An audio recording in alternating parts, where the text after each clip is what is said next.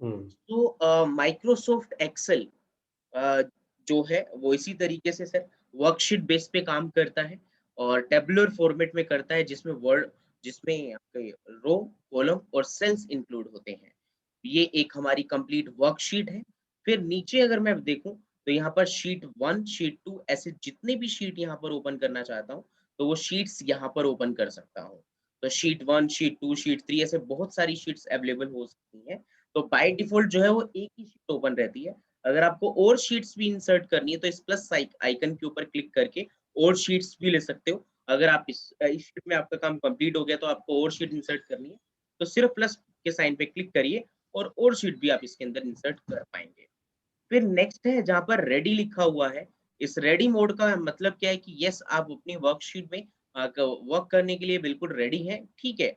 But ये एक status bar है, एक स्टेटस बताती है आपकी वर्किंग का या आप अभी जो अपने एक्सेल की शीट पे वर्क कर रहे हो, उसमें क्या इनसाइट्स हैं इनसाइट्स मतलब स्टैटिस्टिक्स आपको शो करता है या आपको स्टेटस शो करता है आपकी शीट पे कि टोटल नंबर ऑफ सेल में आपने कितने नंबर्स ऑफ सेल में काम कर लिया है या कित उनका सम क्या है, उनका टोटल क्या है, उनकी एवरेज क्या है, उनका मैक्सिमम नंबर क्या है।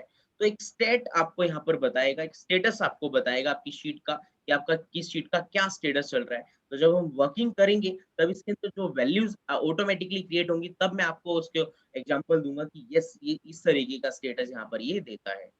तो जहाँ रेडी लिखा हुआ है वो है आपकी status bar and last one is task bar कि कौन-कौन सी एप्लीकेशंस आपकी ओपन है, वो आपको नीचे टास्क बार पे शो करता है कि टास्क मीन्स कौन-कौन से टास्क आपके चल रहे हैं इसके साथ-साथ, तो आपको टास्क बार पे शो करेगा। तो सबसे हुँ, पहली थी हमारी टाइटल बार सर, उसके बाद यहाँ home, insert, page layout, formula ये टैब बार होते हैं, टैब बार बोलते हैं इसे। देन किसी भी एक टैब के ऊपर मैं क्लिक करता हूँ तो उसका रिबन ओपन होता है, ये रिबन बार होती है कंप्लीट। और उसके बाद ये एक फ़ॉर्मूला बार है कि अगर मैं यहाँ कोई भी फ़ॉर्मूला इम्प्लीमेंट करूँगा तो उसका फ़ॉर्मूला मुझे यहाँ शो करेगा और उसकी जो मेन कैलकुलेशन है और रिज़ल्ट है, वो आपको यहाँ सेल के अंदर शो करने वाला है। देन ये एक एड्रेस बार है कि आप कितने नंबर सेल के ऊपर काम कर रहे हो, आपको एड्रेस देता है। जैसे कि मैं इसमें कहीं पर भी क्लिक कर रहा हूँ, तो वही सेल का एड्रेस चेंज हो रहा है। अभी मैं G12 पे हूँ, तो G नंबर तो कॉलम है और 12 नंबर रो है। तो आपको G12 कुछ इस तरीके से ये शो करता है, राइट? हुँ, देन नेक्स्ट पॉइंट पे बात करता हूँ सर मैं यहाँ शीट टैब बार है और उसके बाद स्टेटस बार और last one is task bar. तो ये हमारा एक ओवरव्यू है एक्सेल का कि क्या-क्या चीज़ें इसके अंदर होती हैं, इसका स्ट्रक्चर क्या रहता है। अब बात करते हैं सर माइक्रोसॉफ्ट एक्सेल का यूज़ क्यों क्यों किया जाता है? माइक्रोसॉफ्ट एक्सेल का यूज़ सर इसलिए किया जाता है ताकि हम उसके अंदर डिफरेंट टाइप्स ऑफ रिकॉर्ड्स को मेंटेन कर पाएँ, डिफरेंट टाइप्स ऑफ रिपोर्ट्स को मेंटेन कर पाएँ और क्रिएट कर पाएँ। जैसे कि कंपनी के अंदर बहुत सारे एम्प्लॉइज़ होते हैं, तो उनके डेटाबेस को मुझे मेंटेन करना है, कौन-सा एम्प्लॉयी किस डिपार्टमेंट में काम कर रहा है और उसकी क्या सैलरी है, उसका क्या एड्रेस है, पर्टिकुलर एक टेबल फॉर्मेट के अंदर मैं अपने डेटाबेस को मैनेज करना चाहता हूँ। और उसके साथ-साथ मैं नेक्स्ट थिंग ये लेना चाहता हूँ कि जैसे कि मेरी कंपनी के अंदर जो-जो प्रोडक्ट सेल हो रहे हैं या जो भी एक्सपेंसेस हो रहे हैं, जिन जो भी इनकम्स हो रही हैं, उनको भी मैं अगर एक्सेल में कैलकुलेट करना चाहूँ, उनको भी अगर एक्सेल में मेंटेन करना चाहूँ, सो मैं यहाँ पर उसको बहुत ईज़िली कर सकता हूँ। तो प्रोडक्ट की मेंटेनिंग हो सकती है, रिकॉर्ड्स को अच्छे से मेंटेन कर सकते हैं और उनकी रिपोर्ट्स निकाल सकते हैं एंड डेली बेसिस के एक्सपेंसेस को, इनकम्स को, अकाउंट्स को भी मैं इसके अंदर मैनुअली जो है वो मेंटेन कर सकता हूँ और कैलकुलेट कर सकता हूँ एंड एम्प्लॉइज़ की सैलरीज़ हो गई या एम्प्लॉइज़ के अकाउंट्स हो गए, तो अगर आपको कोई भी टेबुलर फॉर्मेट के अंदर कैलकुलेशंस करनी है, डेटाबेस को मेंटेन करना है, रिकॉर्ड्स को मेंटेन करना है, सो दैट आप एक्सेल का यूज़ करते हो। अब जैसे कि आप टैली के अंदर काम करते हैं, तो टैली के अंदर डेली बेसिस की आप एंट्री करते हो कि जैसे कि Contra voucher, general voucher and आपके परचेज़, सेल्स ऐसे पेमेंट रिसीप्ट। तो ऐसे डेली बेसिस के ऊपर जो भी एंट्रीज़ आपकी हो रही हैं, वो ठीक है। बट उसकी अगर आप रिपोर्ट निकालोगे तो ठीक है, टैली के अंदर आपको डे बुक के अंदर रिपोर्ट मिल जाएगी, आपको पर्टिकुलर लेजर मिल जाएगा। बट कई हुँ, बार ऐसा होता है कि हमें अपने क्लाइंट को जो है लेज़र भेजना होता है, तो हम पीडीएफ में जनरेट करके भेजते हैं। तो अगर हमें उसमें हम ये चाहते हैं कि हम उसके अंदर की एक्सेल का यूज़ करके एक्सेल में इसको एक्सपोर्ट कर लें और 1-2 चीज़ें कैलकुलेट करनी हो, उसके अंदर और कोई चीज़ें कैलकुलेट करके उसको वो लेज़र भेजना हो, तो हम एक्सेल में उसकी रिपोर्ट निकाल कर देन उसको क्लाइंट को वो लेज़र भी इसलिए वहाँ पर भेज सकते हैं, उसके अंदर कैलकुलेशंस करके। तो इसीलिए इन्हीं रिपोर्ट्स का यूज़ करने के लिए ही हम एक्सेल का यूज़ कर रहे हैं। इन्हीं रिपोर्ट्स को रिकॉर्ड करने के लिए, मेंटेन करने के लिए, कैलकुलेट करने के लिए ही हम एक्सेल का यूज़ कर रहे हैं। तो मल्टीपर्पज के लिए एक्सेल का यूज किया जा सकता है। ये एक तरीके से मल्टीटास्किंग भी है और मल्टी यूज भी है कि डिफरेंट टाइप के टास्क इसके ऊपर आप मेंटेन कर रिकॉर्ड्स को मेंटेन एंड क्रिएट कर सकते हो और डिफरेंट टाइप्स ऑफ यूजेस इसके यहाँ पर रहते हैं कि आप सैलरी कैलकुलेशंस के लिए भी यूज कर सकते हो, अटेंडेंस के लिए भी यूज कर सकते हो, एक्सपेंसेस एंड इनकम्स के लिए भी यूज कर सकते हो, परचेज और सेल्स के लिए भी यूज कर सकते हो। देन ये जो सारा वर्क है वो इजिली हम ये किसके अंदर कर पाएंगे, एक्सेल के अंदर। तो अब हम्म। किस तरीके से इन सभी वर्क को हम कर सकते हैं वो अब हम यहाँ पर सीखना है। सर आपको यहाँ तक समझ में आया? हाँ, थोड़ा नया लग रहा है but it's clear, may be not remembering the your this terms but it's clear. Okay great sir. Sure. जो प्रैक्टिकल आपको जब करवाऊंगा तो बिल्कुल धीरे करवाऊंगा, मतलब स्लोली करवाऊंगा ताकि आपको हर चीज समझ में आए, राइट सर? श्योर, चलो स्टार्ट करते हैं। First of all we start with the our basic terms of the Excel, like what is the basic term of the Excel. First of जैसे कि अगर हमें यहाँ पर सीरियल नंबर्स लिखने हैं, रोल नंबर्स लिखने हैं, एम्प्लॉय कोड्स लिखने हैं, रेफरेंसेस लिखने हैं, so how can, so first of जैसे कि मैंने यहाँ पर एम्प्लॉइज के रोल नंबर, एम्प्लॉइज के जो है वो कोड लिखने हैं, तो एम्प्लॉइज के कोड या सीरियल नंबर में यहाँ टाइप करना चाहता हूँ, तो 1 2 एंड 3, तो 3 तक मैंने टाइप किया, सिंपली मैंने यहाँ पर टाइप किया 1 2 एंड 3। बट अगर आप अब क्या करना चाहते हैं, आप थाउजेंड्स तक इसको इन लैक्स में अगर डेटा को मेंटेन करना चाहते हैं, तो एक से लेके आप यहाँ पर 1000 तक डेटा लिखेंगे तो टाइम लग जाएगा। तो इसीलिए एक बहुत ही आसान तरीका आपके पास यहाँ पर होता है कि आप देख रहे हो, आपको थोड़ा सा जूम करके दिखाता हूँ मैं जिससे हम चीजों को समझ पाए इजिली। जैसे कि सर हमारे पास ये क्लिक जो डॉक्टर वाला प्लस का साइन है, क्लिनिक वाला प्लस का साइन है ना सर, ये इस इस साइन के थ्रू हम अपने डेटा को सिलेक्ट कर सकते हैं। सबसे पहले कि 1 से लेके 3 तक सेलेक्ट किया, अब मेरे को इसको 1000 तक लिखना है, तो मैं इसको सेलेक्ट कैसे करूंगा, इस क्लिनिक वाले प्लस के साइन से। तो इसको सेलेक्ट किया और इन तीनों सेल को सेलेक्ट करने के बाद इस थर्ड वाले सेल के ऊपर कॉर्नर पे right hand side bottom corner पे एक सिंपल प्लस का साइन बनेगा और इस प्लस के साइन से आप नीचे तक जहां तक भी इसको ड्रैग एंड ड्रॉप करेंगे वहां तक ऑटोमेटिकली आपकी काउंटिंग या नंबर्स लिख देगा ये। एक बार एक बार फिर से बताता हूँ। अब इसमें कोई भी नंबर्स हो सकते हैं। अब जैसे मैंने 101 लिखा, 102 लिखा और 103, 3 नंबर लिखे हुए होने चाहिए मिनिमम, और इन तीन। तीनों सेल को सेलेक्ट किया। हाँ जी। तो सेलेक्ट शिफ्ट दबा के करना था। नो नो सर, आप सिर्फ यहाँ पर ओनली माउस क्लिक से, ओनली माउस, ओके। तो इन तीनों सेल को आपने सेलेक्ट किया, देन लास्ट कॉर्नर पे आओ, आप सिर्फ माउस के लेफ्ट क्लिक को प्रेस करे रखो और नीचे की तरफ इसको ड्रैग कर दो, तो ऑटोमेटिकली वो काउंटिंग जो है अपने आप लिख देगा। आप नेक्स्ट यहाँ पर ले सकते हैं सर, संडे है, जैसे आपने संडे को यहाँ से नीचे की तरफ ड्रैग किया और जो भी हमारे वीकडेज होते हैं वो ऑटोमेटिकली आ जाएंगे, बट संडे से ही स्टार्टिंग करनी पड़ेगी। ऐसे ही आप मंथ नेम भी लिख सकते हो, आपने सिर्फ जैन लिखा और नीचे तक इसको ड्रैग किया, तो मंथ नेम भी जहां तक ड्रैग करोगे वहां तक मंथ नेम आ जाएंगे सर। उसमें भी नहीं लिखना पड़ेगा, उसमें एक ही लिखना है। बस बट आपको जो है जो न्यूमेरिक में जो वैल्यूज है, जो सीरीज एक पर्टिकुलर आपको रखनी है, उनमें आपको मिनिमम 3 रखना पड़ेगा, बट आपको इन दोनों के अंदर सिर्फ फर्स्ट वर्ड लिखना है, बाकी वो अपने आप लिख। ओके। ऐसे ही सर आप कुछ और वर्क भी कर सकते हो, जैसे कि आपने यहाँ पर 2 और 4 लिखा और इसकी टेबल अगर आपको बनानी है तो 2 और 4 को सिलेक्ट किया, तो नीचे तक ड्रैग करोगे तो सभी में 2 2 का गैप आ जाएगा। ओके। मतलब पहले 2 सेल को यहाँ वो रीड करता है कि वो क्या कर रहा है, ठीक है, और फिर आगे वाले सेल वो ऑटोमेटिकली वह ड्रैग कर देता है, ठीक है। ऐसे कोई भी आप टेबल यहाँ पर, जैसे कि आप सपोज करो इधर मैंने 2 लिखा, देन 4 लिखा, देन 8 लिखा, अब ये क्या कर रहा है, डबल डबल हो रहा है ना सर, इसके अंदर 4 4 का गैप आ रहा है, तो ये अपने एवरेज के अकॉर्डिंग आगे भी 4 4 का गैप इसमें ऐड ऑन, मतलब एवरेज के अकॉर्डिंग गैप आगे भी एक्सटेंड करता रहेगा, तो ये अपनी एवरेज के अकॉर्डिंग कर रहा है, ये जो इसने चीज ये निकाली है। ओके।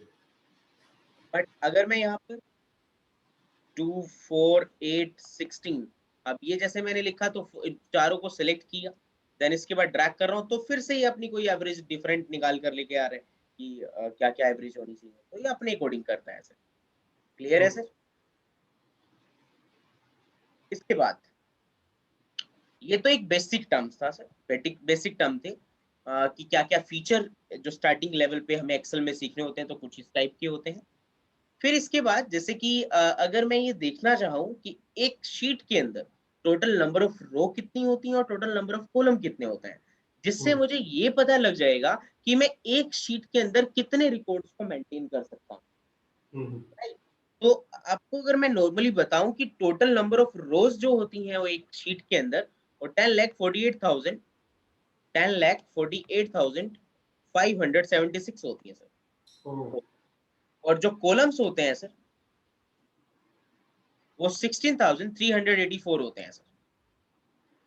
और अब अगर आपको लास्ट कॉलम और लास्ट रो पे जाना है, सो हाउ कैन, तो आप सिंपल सा एक यहाँ पर पॉइंट कमांड को प्रेस करेंगे सर। कैसे? कंट्रोल के साथ आपके कंप्यूटर में कंट्रोल होगा और उसमें राइट और लेफ्ट और टॉप एंड बॉटम एरो होगा सर। जो एरोज होते हैं ना अप डाउन और लेफ्ट राइट करने के लिए, तो उस कंट्रोल के साथ आप डाउन एरो प्रेस करेंगे तो लास्ट वाली रो पे आप पहुंच जाएंगे सर। आप देख रहे हैं कि 10,48,576 रो है, तो मतलब 10,48,000 10,48,000 डेटा इसमें हम स्टोर कर सकते हैं। मतलब 10,48,000 एम्प्लॉई का रिकॉर्ड मेंटेन कर सकते हैं, कस्टमर का रिकॉर्ड मेंटेन कर सकते हैं। और फिर राइट हैंड साइड में इसको अगर प्रेस करता हूँ कंट्रोल के साथ ही, तो वो फिर लास्ट वाले कॉलम पे लेकर जाएगा। तो लास्ट का जो कॉलम होता है वो XFD होता है, तो वो एड्रेस शो करेगा, वो नंबर शो नहीं करेगा यहाँ पर, XFD। ठीक है, लास्ट आपकी रो ये होती है 10,48,576 और लास्ट कॉलम आपका XFD होता है। वापस ऊपर लेके जाना है तो आप कंट्रोल के साथ टॉप एंड लेफ्ट करेंगे, तो आप वापस लेकर आएंगे। टॉप के साथ मैंने, हाँ, कंट्रोल के साथ टॉप एंड लेफ्ट, वही शिफ्ट एरो वाला बटन लेफ्ट कर देंगे राइट की जगह ना, बिल्कुल सर, बिल्कुल और वो उसमें डाउन की जगह आप कर लेंगे, बिल्कुल सर, तो will come back to the start. बिल्कुल सर। ठीक है जी। ठीक है, सो इस तरीके से एक शीट का ओवरव्यू भी देख सकते हैं कि कितने रो एंड कॉलम्स होते हैं इसके अंदर। नेक्स्ट पॉइंट पे बात करते हैं। अब जैसे कि यहाँ पर मुझे कोई भी टेबल बनानी है और उस टेबल के अंदर टेबल बनाने के बाद मुझे कुछ बेसिक कैलकुलेशंस भी करनी है, तो वो कैसे करेंगे सर? जैसे कि मैंने यहाँ पर एक टेबल बनानी स्टार्ट की, वो टेबल क्या थी?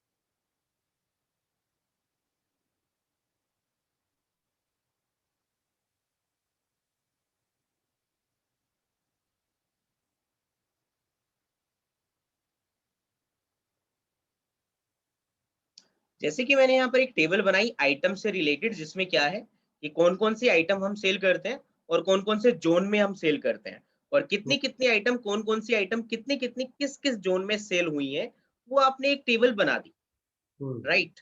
बट उसको अब अगर आप टोटल करना चाहते हो, एवरेज निकालना चाहते हो, माइनस करना चाहते हो, तो या फिर आपने मल्टीप्लीकेशन करना है, डिवाइड करना है, तो एक्सेल को आप एज ए कैलकुलेटर यूज करना चाहते हो, सो बहुत इजी है इसके अंदर उसका उसका यूज करना। कि अगर हम कैलकुलेटर का यूज ना करके हम डायरेक्ट एक्सेल के अंदर एक सेल को ही कैलकुलेटर बना दें, सो हाउ? सो मस्ट होता है सर कि आपको जब भी एक सेल के अंदर कैलकुलेशन करनी हो, अब चाहे वो प्लस हो, माइनस हो, मल्टीप्लाई हो या डिवाइड हो या कुछ भी हो, तो आप मस्ट है कि सर आपको इक्वल्स टू डालना पड़ेगा। विदाउट इक्वल्स टू आप कैलकुलेशन एक्सेल में नहीं कर सकते। तो जैसे ही आप इक्वल्स टू डालोगे तो एक्सेल जो है वो कैलकुलेटर की तरह काम करेगा। अब मैनुअली, अब यहाँ कोई नंबर आप लिख रहे हो और आपने प्लस का साइन लगाया, देन अगेन यहाँ पर कोई भी नंबर लिखा, देन अगेन प्लस का साइन लगाया, तो ये जितने भी नंबर मैंने लिखे हैं प्लस का साइन डाल के, सबको इनको क्या हो जाएगा, टोटल कर देगा।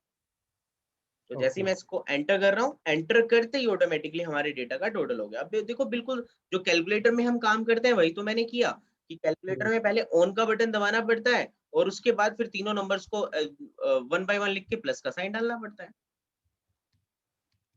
उसके बाद ऐसे ही आप कोई भी सब्ट्रैक्ट भी कर सकते हो, जैसे 785 में से मैंने यहाँ 360 को माइनस करना है, तो आप इसको माइनस भी कर सकते हो, तो सिर्फ माइनस का साइन आप लगा देंगे। ऐसे ही अगर आपको यहाँ पर सर मल्टीप्लीकेशन करना है, तो आप नंबर लिखो इनटू स्टार डालो, स्टार का मतलब है सर मल्टीप्लाई, और जिस नंबर से मल्टीप्लाई करना है वो नंबर आप यहाँ पर लिख दो, एंटर कर दो, देन यहाँ मल्टीप्लीकेशन हो जाएगा। इसके बाद यहाँ पर आपने कोई भी नंबर लिखा, उसको डिवाइड करना है आपने, तो डिवाइड का सिंबल लगा दो। तो 23 से मैं इसको डिवाइड करना चाहता हूँ, तो एंटर किया, तो जो भी आंसर आने वाला है वो आपको दे रहे हैं यहाँ पर। तो एक सेल का यूज, हाँ जी, डिवाइड का काम करता है, हाँ क्या सर, हाँ बैकस्लैश तरीके से डिवाइड का काम करता है। जो क्वेश्चन मार्क के साथ होता है। बिल्कुल सर, बिल्कुल तो सर। मतलब हाँ, इसमें देखना पड़ेगा शायद, क्या शिफ्ट दबाने से क्वेश्चन मार्क आता है, कैसे आता है? क्या एक सर? ही बटन में 2 बटन है ना? हाँ, शिफ्ट दबाने से क्वेश्चन मार्क आता है, और नॉर्मली लिखने से ओनली आपका है वो आएगा सर, डिवाइड बाय आ जाएगा डिवाइड एक्चुअली। आ जाएगा। बट आप न्यूमेरिकल वाले फॉर्म का यूज करोगे तो सबसे बेस्ट रहेगा सर। ओके। न्यूमेरिकल कीबोर्ड है सर आपके पास? हाँ, मेरे पास एक बार बड़ा कीबोर्ड भी फिलहाल ऑफिस में तो है। यस। हाँ, तो उसका यूज करोगे तो आपके लिए ये बहुत इजी रहेगा सर। हाँ, बाकी उसमें आपको अपने लैपटॉप पे इसको इजी बनाना है, तो आपको उस पे भी कर सकते हो। लेकिन न्यूमेरिकल में सर इज इक्वल टू कहाँ होता है? न्यूमेरिकल में इज इक्वल टू नहीं होता सर, वो बैकस्पेस के साथ वाला होता है सर। वो बैकस्पेस के साथ वाला यूज करना पड़ता है। बिल्कुल सर। आप इज इक्वल टू की जगह प्लस का साइन भी यूज कर सकते हो सर। स्टार्ट करने के लिए। हाँ, स्टार्ट करने के लिए सर। ओके।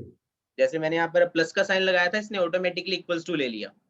और सर इस न्यूमेरिकल में जैसे हम कुछ डिजिट टाइप कर रहे हैं, सपोज 4503, लेकिन वो 3 की जगह हमने 5 करना है, तो वो बैक स्पेस से पीछे जाएगा या न्यूमेरिकल से भी कोई नंबर एक डिलीट कर सकते होते हैं?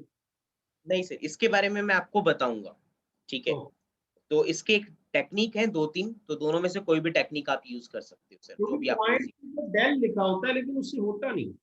हाँ सर, मैं आपको बता दूंगा उसके बारे में भी। हाँ, ओके। अब अभी आपने पूछा है, तो साथ के साथ मैं क्लियर कर ही देता हूँ। जैसे कि मैंने यहाँ पर कोई भी नंबर लिखा सर, राइट। हम्म। अब अगर इस नंबर को इरेज करना है, तो एक तो बैक स्पेस होता है सर हमारे पास, हम्म। राइट। अगर आपको डायरेक्ट 5 और 1 के बीच में कर्सर रखना है, तो सिर्फ आप डायरेक्ट क्लिक क्लिक कर सकते हैं, हम्म। राइट।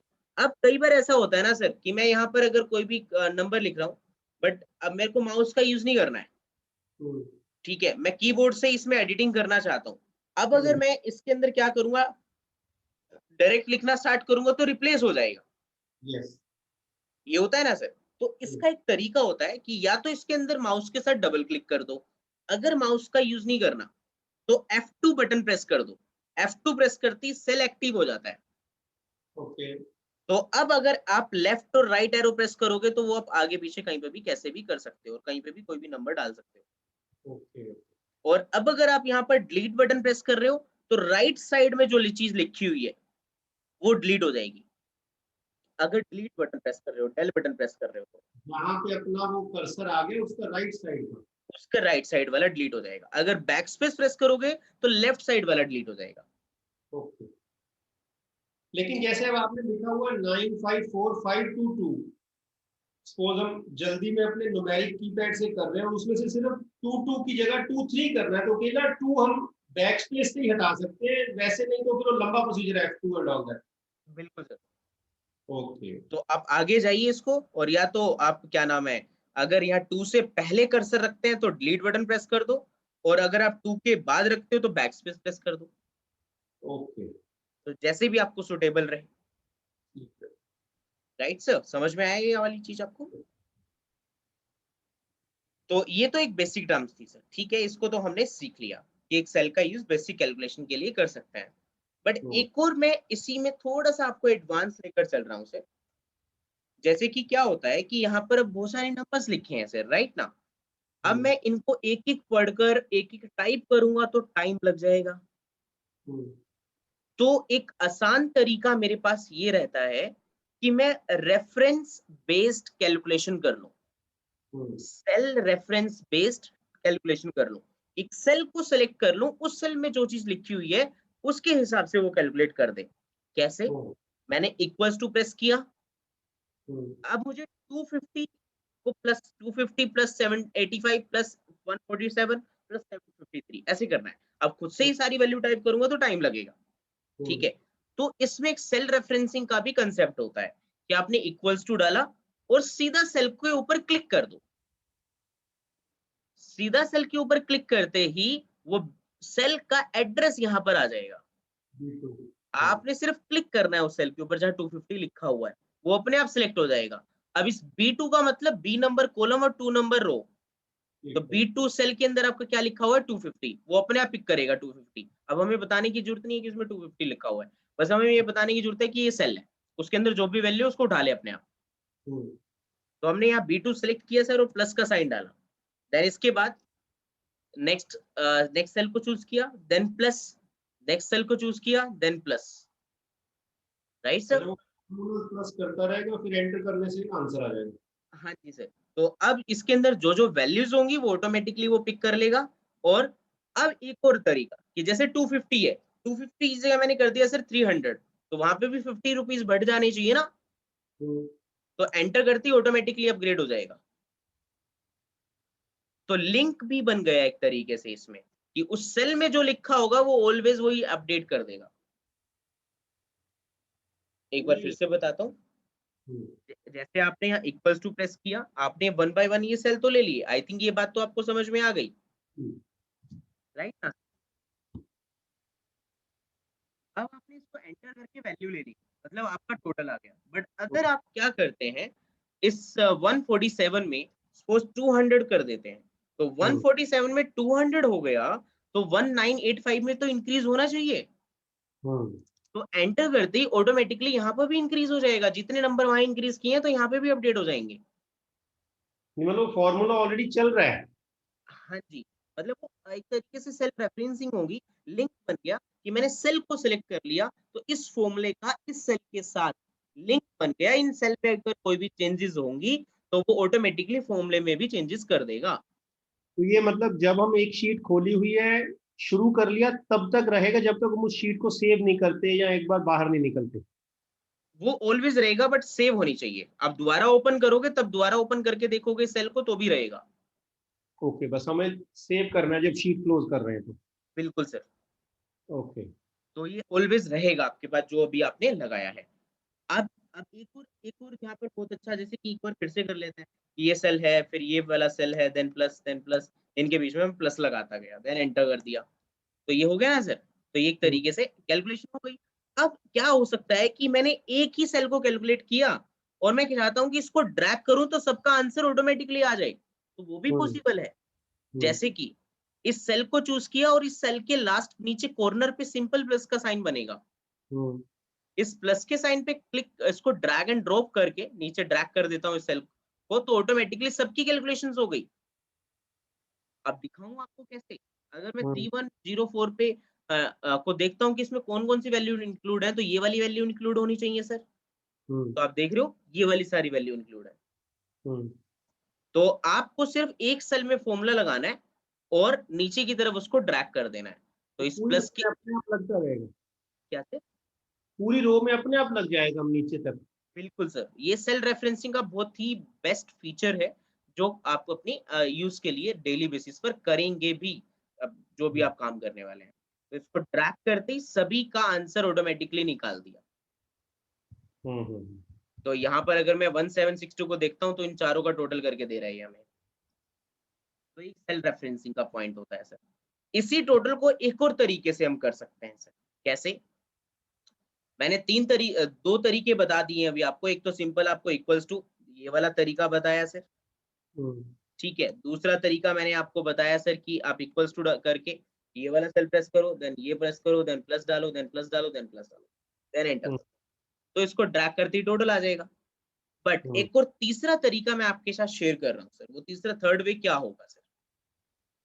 थर्ड वे होगा सर कि इसके अंदर ना एक सम का फॉर्मूला होता है, सम, SUM। तो इक्वल्स टू सम आप इधर पॉइंट करते हो और ब्रैकेट स्टार्ट करते हो। तो जो भी फॉर्मूला आप लगा रहे हो उसमें ब्रैकेट स्टार्ट करना जरूरी है। तो नीचे देखो पूछ रहे कौन कौन से नंबर्स का टोटल करना है, नंबर 1, नंबर 2, नंबर 3, किस किस का। तो आप सिर्फ इन, हम जरूर लिखना है SUM। हाँ, SUM bracket start, then in सभी नंबर्स को एक साथ सिलेक्ट कर लो। पहले वाले रिकॉर्ड के सभी नंबर्स को एक साथ सिलेक्ट कर लो। Then okay. ब्रैकेट क्लोज कर दो। हम्म। अब इसने देखो क्या किया, B2 से लेके E2 तक की सेल सेलेक्ट कर लिए, B2 ये है, E2 यहाँ तक हो गया, राइट सर। हम्म। एंटर करते ही इसका भी टोटल हो जाएगा। अब आपको वन बाय वन उसके अंदर देने की जरूरत नहीं पड़ी कि एक सेल सेलेक्ट किया प्लस लगाओ, एक सेल सेलेक्ट किया प्लस लगाओ, एक सेल सेलेक्ट किया प्लस लगाओ, तो ये थोड़ा सा लेंथी वर्क हो जाता है। तो ये सबसे इजी वर्क है जिसका यूज हम सम करने के लिए करते हैं, टोटल करने के लिए लेकिन करते हैं। तो ये इक्वल्स जो टू आप सम। हाँ जी। कॉलम में टोटल के बाद सम लिखा है, इसका कोई मतलब नहीं ना, यहाँ लिखे ना लिखे। हाँ, वो पूरी शीट में कहीं पर भी लग सकता है सर। नहीं, ये जो आपने यहाँ लगा दिया, दिस इज ओके। ये जो आपने टोटल के साथ एसयूएम लिखा है, ये तो लिखने की जरूरत नहीं है ना, इट डजंट मैटर। नहीं नहीं सर, वो मैंने आपके सिर्फ समझने के लिए लिखा है। मतलब हमारा फॉर्मूला यहीं से स्टार्ट हो रहा है ये। बिल्कुल सर। ठीक है। अब इक्वल्स टू सम आपने अप्लाई किया, ब्रैकेट स्टार्ट किया, आपने सारे सेल्स जिनका टोटल करना है, जिनमें वैल्यूज लिखी हैं, उन सभी को सिलेक्ट करके ब्रैकेट क्लोज करके एंटर करेंगे, तो सभी का टोटल अब इसको करना है तो नीचे की तरफ ड्रैग कर दो, तो ऑटोमेटिकली टोटल हो जाएगा सर। सबका कर देगा। बिल्कुल सर। और डिवाइड करना हो तो? डिवाइड करना हो तो सर फिर आप प्रोडक्ट डिवाइड करना हो तो सर फिर आपको मैनुअली ही करना पड़ेगा। मैनुअली कैसे? जैसे कि डिवाइड तो दो नंबर्स का ही होगा। सपोज हम्म। आपने यहाँ पर क्या किया, इक्वल्स टू लगाया, दिस सेल, मैंने कहा इस सेल में जो नंबर लिखा है उसको डिवाइड कर दे 50 से। हम्म। तो अब सिर्फ एंटर कर दो और इसको ड्रैग कर दो तो सभी को डिवाइड भी सबको कर देगा। 50 से डिवाइड कर देगा वो। हाँ जी, हाँ जी, सभी को तो 50 से कर देगा। यहाँ हम जैसे ईस्ट और वेस्ट को आपस में डिवाइड करना चाहें तो वो फॉर्मूला बिल्कुल सर, लगा सकते हैं। बिल्कुल सर। उसके तो लिए उसमें सिंपल सी बात है, जैसे ईस्ट की वैल्यू सम है क्या लिखना पड़ेगा? क्या सर? जैसे आपने सम लिखा था इज इक्वल टू के बाद, हम्म। तो डिवाइड में भी कुछ लिखना पड़ेगा? नहीं सर, डिवाइड और सबट्रैक्ट का कोई फॉर्मूला नहीं बनाया है एक्सेल ने, उसको मैनुअली सिलेक्ट करके डालना पड़ता है। ओके। ओके। तो आप D2 सेलेक्ट कर रहे हो, देन डिवाइड, यहाँ पर E2 कर रहे हो, ईस्ट और वेस्ट दोनों सेलेक्ट कर लिए और बीच में डिवाइड लगा दिया सर, ओके। और एंटर किया, इसको ड्रैग किया तो हो वो जाएगा। सारे कॉलम को कर देगा। बिल्कुल सर। अब यहाँ पर देख रहा हूँ तो इन दोनों को कर रहा है, और अगर इन दोनों को देख रहा हूँ तो इन दोनों को कर रहा है, ठीक है। Right sir. लेकिन हर बार मैनुअली करना पड़ेगा।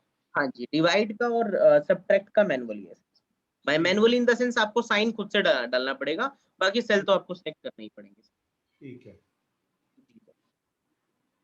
तो ये कुछ बेसिक कैलकुलेशन थी आपकी। इसके बाद हम नेक्स्ट पॉइंट पे बात करते हैं। ठीक है, हमको इसके अंदर टेबल बनानी आ गई और बेसिक कैलकुलेशंस करनी आ गई। ठीक है, अब इसके बाद जो नेक्स्ट पॉइंट पे हम चलते हैं सर, वो है होम टैब के अंदर कुछ ऑप्शंस। होम टैब का यूज सर किस लिए होता है कि मैं अपने डेटा को, अपने रिकॉर्ड को, अपने कंटेंट को अगर अ, थोड़ा सा अट्रैक्टिव डिजाइन देना चाहता हूँ तो मैं हम्म। इस होम टैब के थ्रू दे सकता हूँ, और थोड़ी एडिटिंग अगर अपने डेटा में करनी है तो मैं इस टैब के थ्रू कर सकता हूँ। हम्म। जिसमें से फर्स्ट ऑप्शन यहाँ पर आपके पास रहेगा सर, कट कॉपी पेस्ट। कि अगर हम्म। आपको ये आपकी जो टेबल बनाई है आपने, इसको किसी दूसरी लोकेशन पे शिफ्ट करना है तो इसको पूरी टेबल को सेलेक्ट करके आप कट कर दीजिए, देन हम्म। जहां पर भी आपको चाहिए वहां पर क्लिक करिए एंड पेस्ट बटन पर क्लिक कर दीजिए, तो वहां से मूव हो जाएगी आपकी टेबल। हम्म। तो अब इसको यहाँ से कॉपी करना है कि यहाँ पर भी होनी चाहिए आपकी टेबल, ऊपर भी होनी चाहिए, तो इस टेबल को सेलेक्ट करो, देन कॉपी करो, जहाँ चाहिए वहां पे क्लिक करके पेस्ट कर दो। देन नेक्स्ट ऑप्शन है सर फॉन्ट का। फॉन्ट में क्या होता है कि डिजाइन्स वगैरह अप्लाई हो सकते हैं, जैसे कि अगर आप अपने डेटा के ऊपर डिफरेंट टाइप्स की राइटिंग स्टाइल यूज करना चाहते हो तो फॉन्ट फेस का हम यूज करते हैं। तो फॉन्ट फेस के अंदर different different different different types के फॉन्ट फेसेस हैं कि आपको किस तरीके का डिजाइन फॉन्ट का रखना है, किस तरीके की राइटिंग स्टाइल रखनी है, वही आप यहाँ पर इम्प्लीमेंट कर सकते हैं। But hmm. नॉर्मल जो रहता है सर वो एरियल रहता है, ओके। तो इसमें से एरियल हम चूज कर लेते हैं। और नॉर्मल साइज हमारा 11 रहता है सर, अगर आपको इंक्रीज करना है तो यहाँ से भी कर सकते हैं, डिक्रीज भी कर सकते हैं सर। हम्म। और फिर उसके बाद बोल्ड, इटैलिक और अंडरलाइन, थोड़ा सा हाईलाइट करना है अपने डेटा को, तो आप अपने हेडिंग को के ऊपर बोल्ड, इटैलिक, अंडरलाइन मेनली हम करते हैं। तो बोल्ड मींस थोड़ा सा डार्क कर देगा वो हमारी हेडिंग्स को, ताकि वो हेडिंग लगे कि ऐसा अपने डेटा बनाया हुआ है, उसकी हेडिंग्स क्या है, उसके अंदर क्या क्या किस किस चीज के बारे में लिखा हुआ है। देन हम्म। इटैलिक मतलब सर थोड़ा कर्सिव कर देगा, उसे थोड़ा सा रोटेट कर देगा उसको, जैसे कि आप देख रहे हो कि इसमें फर्क आ रहा है थोड़ा सा। हम्म। अंडरलाइन अगर कोई चीज इंपॉर्टेंट होती है तो उसे आप अंडरलाइन कर देते हैं सर, तो यू का बटन अंडरलाइन का काम करता है। और उसके बाद बॉर्डर्स है सर यहाँ पर, कि अगर आप बॉर्डर इंप्लीमेंट करना चाहते हो अपने डेटा में तो बॉर्डर इंप्लीमेंट कर सकते हो। कैसे सर? आप जैसे पूरी टेबल को सिलेक्ट करते हो, अभी अगर आप यहाँ पर इन टेबल्स को देख रहे हो, इन बाउंड्रीज को देख रहे हो, तो ये लाइट बाउंड्री आपको दिखाई दे रही है।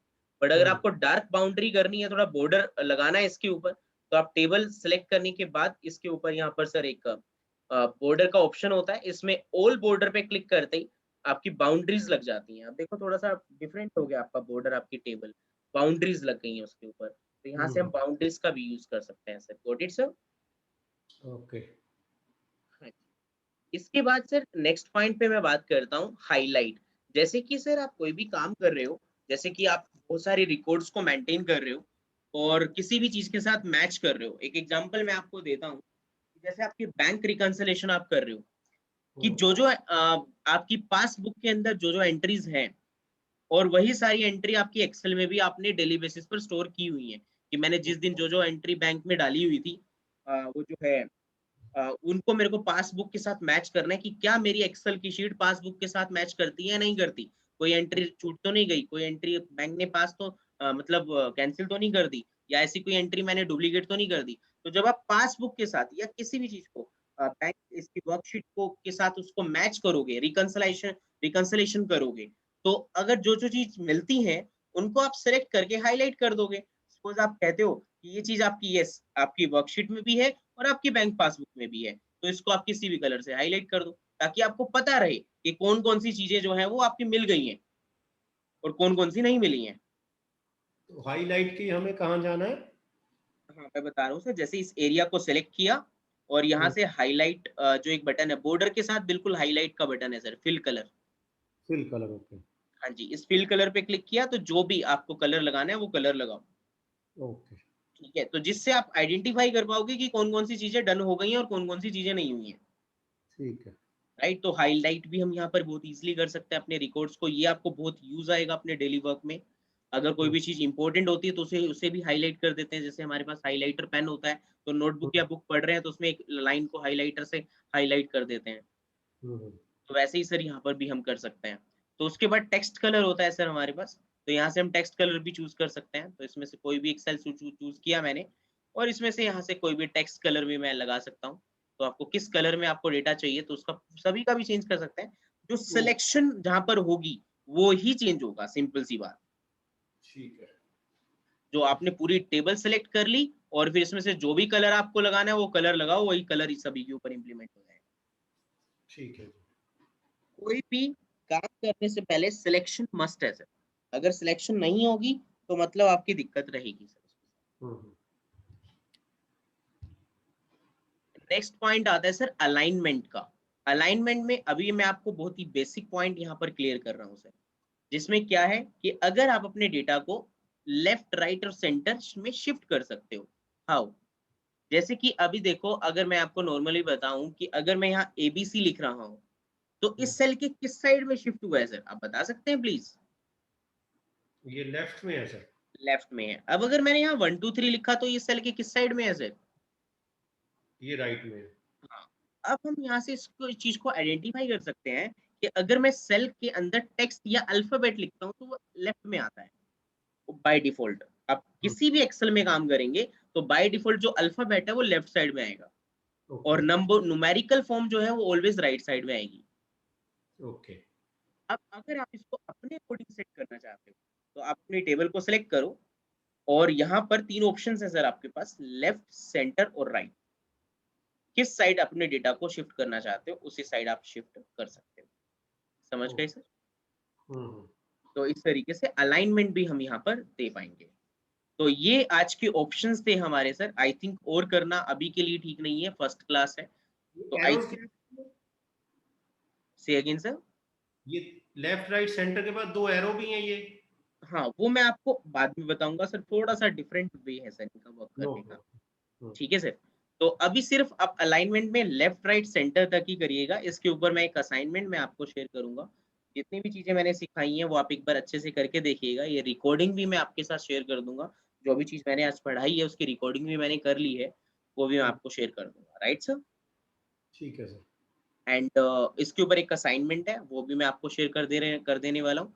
तो जितनी असाइनमेंट हो पाती है उसमें से वो करके देखिएगा, और जो भी डाउट आता है वो नेक्स्ट क्लास में मुझसे पूछ लीजिएगा। Right sir. Thank you sir. तो अब जो नेक्स्ट क्लास हमारी होने वाली है सर, वो आफ्टर 2 डेज होने वाली है। जैसे कि आज सर 22 है, तो मैं नेक्स्ट क्लास जो आपकी लूँगा सर, वो 25th को लूँगा sir, right? That is Friday. That is Friday sir. Okay sir? ठीक है सर। ठीक है, तो इतना ये जो वर्क किया है सर, इसको अच्छे से कर लेना, देन मैं आपको रिकॉर्डिंग शेयर कर रहा हूँ, असाइनमेंट शेयर कर रहा हूँ व्हाट्सएप पे, वो कर लीजिएगा। वर्कशीट भेजोगे वो मतलब इट इज क्लियर कि how to type it, normal सी है? बिल्कुल, बिल्कुल सिंपल है सर, बिल्कुल सिंपल है। ठीक है, मतलब प्रैक्टिस के लिए वो हो जाएगी ना? बिल्कुल सर, बिल्कुल हो जाएगी। ठीक है सर। Right sir. सो 25th को हम सेम टाइम पे, सेम लिंक के साथ यहीं पर मिलेंगे। ठीक है सर? थैंक यू मिस्टर रजत। हाँ जी, और मैं आपको शेयर कर दे रहा हूँ सर वीडियो भी, एंड देन आगे भी। Thank you sir, good night. Good night sir. Okay.